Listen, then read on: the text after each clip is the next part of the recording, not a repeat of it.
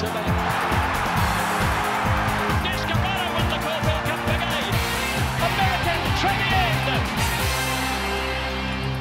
Hello and welcome to your daily bite of racing. And as Mark Kavanagh eyes the trophy for the $2.5 million BMW Caulfield Cup, it's time to talk about the elephant in the room. All week, as media attention has focused on the easing favourite December draw, there have been two questions on everyone's lips.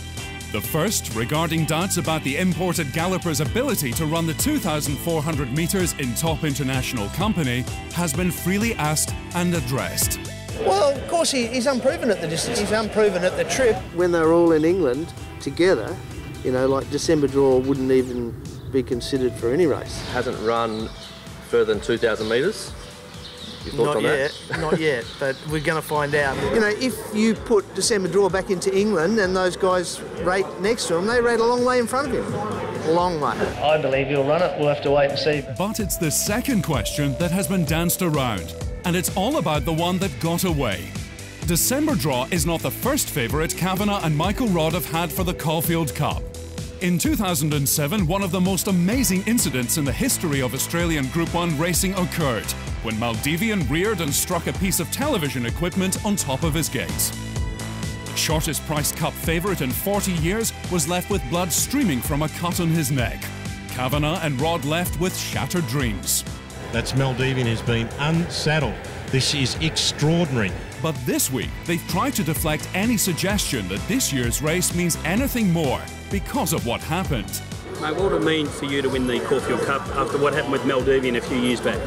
I knew that question was coming. Well, it wouldn't matter, you know, look, everyone wants to win a Caulfield Cup, you know, everybody wants one of those, so, you know, it'd mean a lot, but, you know, what happened a few years ago is irrelevant to this horse. He doesn't know what happened. Rodd admitted that his confidence about winning the Caulfield Cup was tempered by the knowledge that in racing, nothing is predictable. But he said there was no comparison between December draw and Maldivian.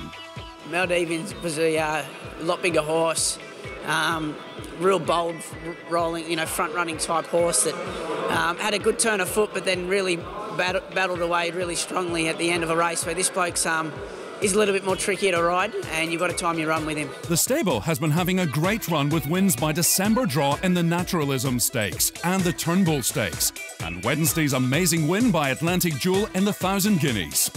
Luck can run in cycles in racing, and Rodd says that when a stable has success, it can breed success. Yeah, it definitely gives you confidence. You know, that's what success breeds. Success is what they say, and he's, you know, December draws in form, the stable's in form. I'm having not a bad run, so it certainly makes life a lot easier at the moment. Maldivian, though, is the reminder that things can change. Yeah, you can never get too far ahead of yourself in this game. You've just got to take things one day at a time and not get too far ahead of yourself. Just over the back from Kavanagh's stables at Flemington, the challengers were lining up today to suggest that the Cup won't be a one-act affair. Darren Beedman revealed trainer John Moore has a trick up his sleeve to improve the performance of Hong Kong visitor Mighty High. He's going to have a gear change on Saturday. He's gone from a Norton bit to a crossover. He's a bit of an awkward horse to ride at the best of times, but with the crossover, hopefully that might just change his train of thought a little bit. Mighty High is a firming second favourite in the Australian market, but Beedman says the gelding will be all the rage at home. Well, this horse being from Hong Kong, they're going to run the race live to cable channel over there, so it's getting good coverage and it's been getting good press coverage in the media. He'll probably start favourite in Hong Kong, the horse. He'll get public support, but you know, he's had a good grounding for the race. And Gay Waterhouse, who won last year's Caulfield Cup with Descarado, is not playing down the chances of Tullamore for a repeat success. Oh, he's fabulous. He's really good. Bright as a button, just like all of you. And I'm really happy with him. He's peaking at the right time. He's lightly weighted in the Cup, and it's a winnable affair.